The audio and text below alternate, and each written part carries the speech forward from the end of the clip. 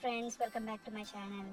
ఈరోజు మనం పెరుగు ఎలా తోడు పెట్టాలి, చద్దన్నం ఆర్ తోడు అన్నం అని కూడా అంటారండి, ఎలా చేసుకోవాలి చూద్దాం.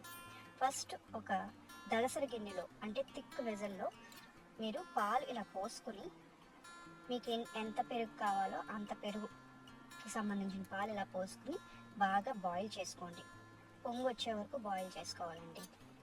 బాయిల్ చేసుకునేటప్పుడు ఇలాగా తిప్పుతూ ఉండండి గరిటతో. దానివల్ల పెరుగు ఏంటంటే చాలా కమ్మగా టేస్ట్ వస్తుందండి, అడిగంటదు, ప్లస్ కమ్మగా కూడా టేస్టీగా వస్తుంది.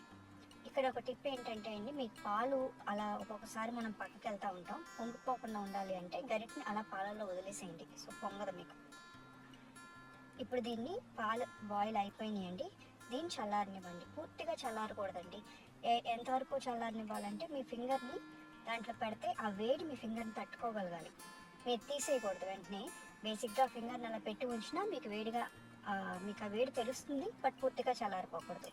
ఆ లెవెల్లో మీరు వేడిని ఉంచుకోవాలండి. ఇలా గిన్నెని తీసుకోండి, ఏ గిన్నెన్నా. నా దగ్గర మట్టి కుండ ఉంది.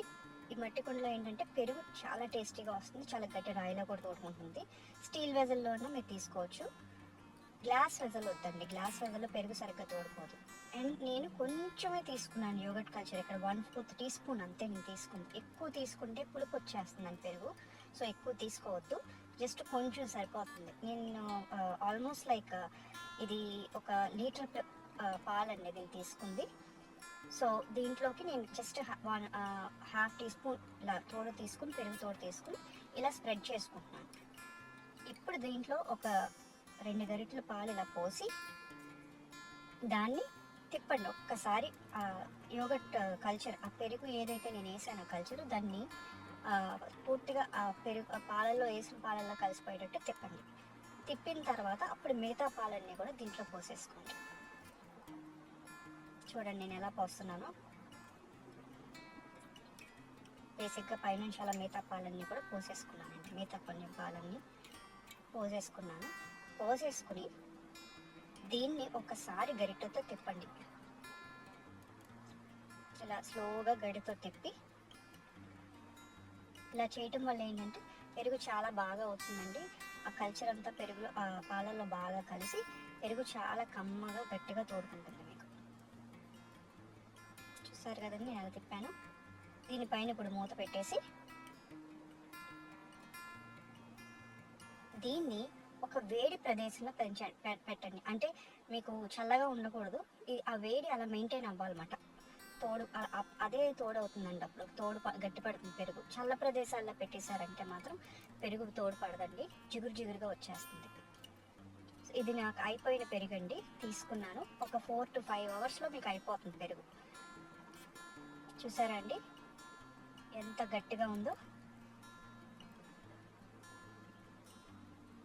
నీరు చుక్క లేకుండా అసలు చాలా గట్టిగా వచ్చిందండి పెరుగు. మీకు ఇలా తీసి కూడా చూపిస్తాను మీకు. చూడండి ఎంత గట్టిగా ఉందో పెరుగు. ఈ పెరుగుని నేను మేగడ లేని పాలతో తోడుపెట్టానండి. సో ఇది వెరీ లో ఫ్యాట్ మిల్క్ నేను తోడుపెట్టింది, అసలు మేగడ అనేది ఉండదు దీంట్లో. ఇప్పుడు మన చద్దన్నం ఎలా చేయాలో చూద్దాం.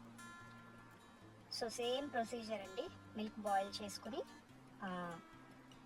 ఇలాగ కొంచెం యోగట్ కల్చర్ ఇలా రాసుకుని దీంట్లో పాలు పోసుకోవాలండి.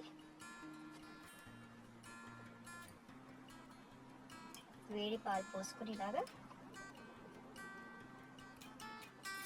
దీంట్లో మీరు ఉడకపెట్టిన అన్నం ఉంటుంది కదండి, లెఫ్ట్ ఓవర్ రైస్, రాత్రి అన్నం కానీ ఉడకపెట్టిన అన్నం కానీ లెఫ్ట్ ఓవర్ రైస్ ఉంటుంది కదా, ఇలా వేసేసేయండి. నేను 1 కప్పుడు అన్నం తీసుకున్నాను, ఇలా వేసేసేయండి. దాంట్లో వేసేసి బాగా కలిపేసేయండి. కలిపేసి దీన్ని కూడా ఇలాగే మూత పెట్టేసి వేడి ప్రదేశంలో ఉంచేసేయండి.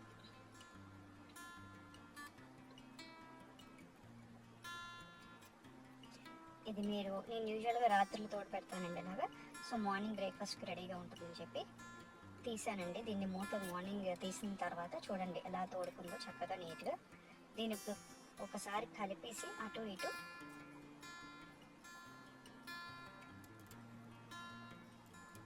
చూడండి, పెరుగు చక్కగా పెరుగన్నం కమ్మగా తోడుకుంది. ఇది దీన్ని పొద్దున్నే బ్రేక్ఫాస్ట్గా తినడానికి రెడీ అండి ఇది.